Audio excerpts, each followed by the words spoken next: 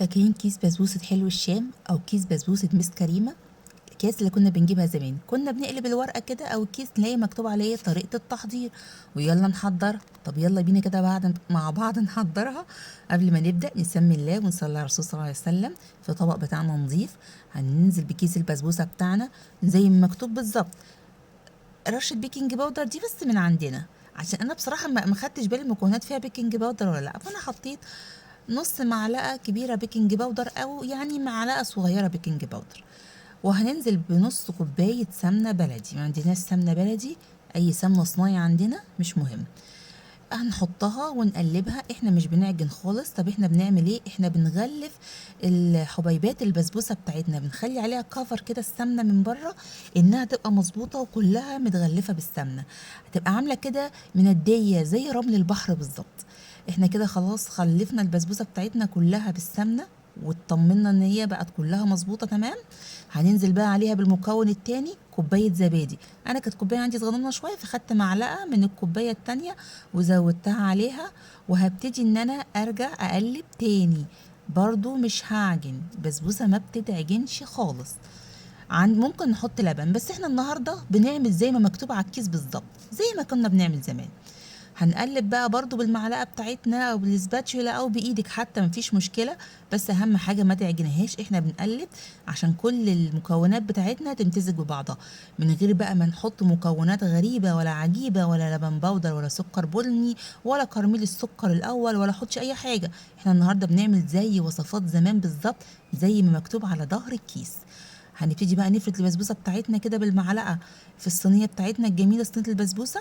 عايزاها تخينه تجيبي صينيه اصغر من كده، عايزاها رقيقه تحطي في الصينيه دي كويسه.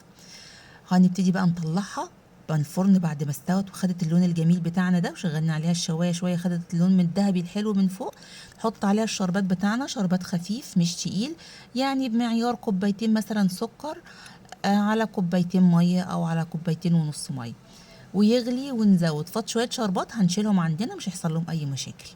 بعد ما خلصناها كده وشربناها وشربت الشربات بتاعها كله ما شاء الله اللهم بارك على لونها التحفه الرائع بتاعنا، هنزينها بقى باي حاجه عندك. ممكن تاكليها كده مفيش اي مشكله، حابه تزينيها يا ستي عندك شويه جوز الهند حطيهم، ما عندكيش ما تحطيش. عندك شويه سوداني كسريهم كده وحطيهم، شويه مكسرات مفيش مشكله، يعني اي حاجه عندك حطيها. الكيكه البسبوسه مش هتقولك لا.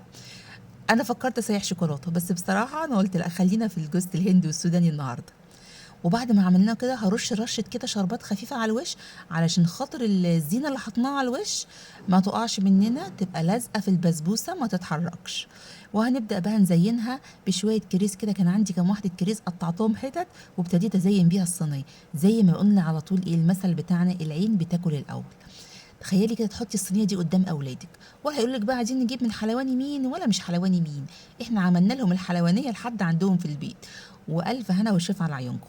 ولو وصلتوا معانا لحد هنا ما تنسوش تصلوا على النبي صلى الله عليه وسلم، تشتركوا معانا في القناه، تحطوا كومنت تصلوا فيه على النبي صلى الله عليه وسلم، وتجربوا البسبوسه. بصوا بقى القطعه بتاعتنا طلعت بسم الله ما شاء الله، طالعه زي ما هي، ولا اتكسرت ولا اتفروتت ولا لزقت مننا في الصينيه، عشان احنا عاملينها زي ما مكتوب على ظهر الكيس.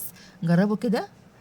زي ما قلنا لو عايزينها اتخن من كده شويه هنضاعف كميه البسبوسه اللي هنحطها في الصينيه او هنستخدم صينيه اصغر من كده.